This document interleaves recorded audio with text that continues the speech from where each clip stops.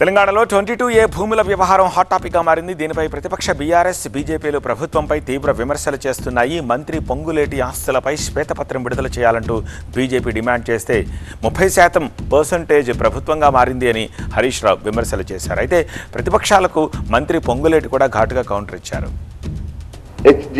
అదే మరి HMDA permissions తీసుకున్నవి 22Aలో ఉన్నాయి, రేరా పర్మిషన్ అప్రూవ్ అయినాయి 22Aలో ఉన్నాయి.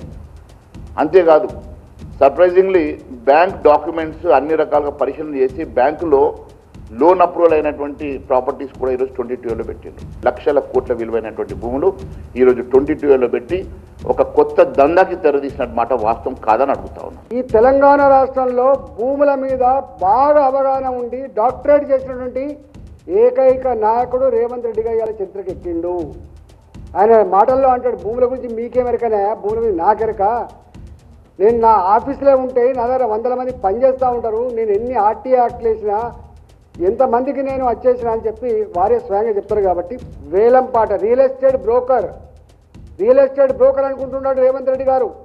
ఇవాళ ప్రభుత్వమే రియల్ ఎస్టేట్ బ్రోకర్ లాగా మారిపోయిన పరిస్థితి చూస్తా ఉన్నాం. ఏ పని కావాలన్నా, ఒక భూమిని నిషేధిత జాబితాలో తీయాలన్నా, ఒక భూమికి సంబంధించిన సమస్య పరిష్కారం కావాలన్నా 30% ఇవ్వాలన్నట. పైగా డెవలప్మెంట్ కూడా వాళ్ళకే ఇవ్వాలన్నట. ఒకవేళ అది మంచి ప్రైమ్ లొకాలిటీలను మంచి జాగలో మంచి ఏరియాలో ఉంటే 30% ఇవ్వాలి, డెవలప్మెంట్ కూడా మాకే ఇవ్వాలంటున్నారట. పొంగులేటి గారు నిన్న సారీ మా అధికారులు తప్పు చేసిండ్రు అంటుండ్రు. అసలు పెట్టిందెవడు? ఈ భూములను నిషేధిత జాబితాలో పెట్టమని చెప్పిందెవడో తేవాల్సినటువంటి అవసరం ఉంది. అంటే నీ ఇష్టం వచ్చినప్పుడు పెడతావు, ప్రజలు తిరగబడితే తీసేస్తా అంటవా? ఇది నువ్వే చెప్తే నైతిక బాధ్యత వహించి పొంగులేటి గారు రాజీనామా చేయాలని చెప్పి నేను డిమాండ్ చేస్తా ఉన్నా. ఏ వ్యాపారం చేసినవని స్లిప్పర్లతో తిరిగిన నువ్వు, ఏ కాంట్రాక్ట్లు చేసినవనో, ఏ బిజినెస్ చేసినవనో, ఎక్కడ ఇండస్ట్రీ ఉందనో స్లిప్పర్లతో తిరిగిన నువ్వు ఈనాడు ఈ 1,00,000 కోట్లకో 50,000 కోట్లకో ఆస్తులు ఎక్కడి నుంచి వచ్చాయా?